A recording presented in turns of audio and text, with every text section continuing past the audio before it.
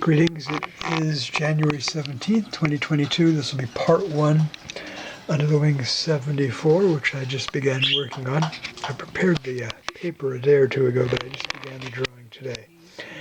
And I did a first pencil outline from the photograph I had made, print I had made from a black and white photo of Rita Levi, birth year not stated in the Yad Vashem archive.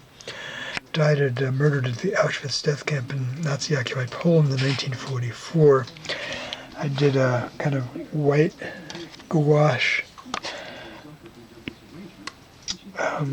paint over on this paper, and then I mixed in some reddish ink I had in this old tofu container.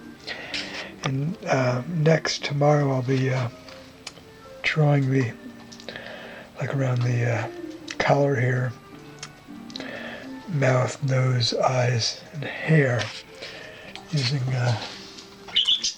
either black ink, or I might go in with some, well, I'll decide. I have some dark color inks as well.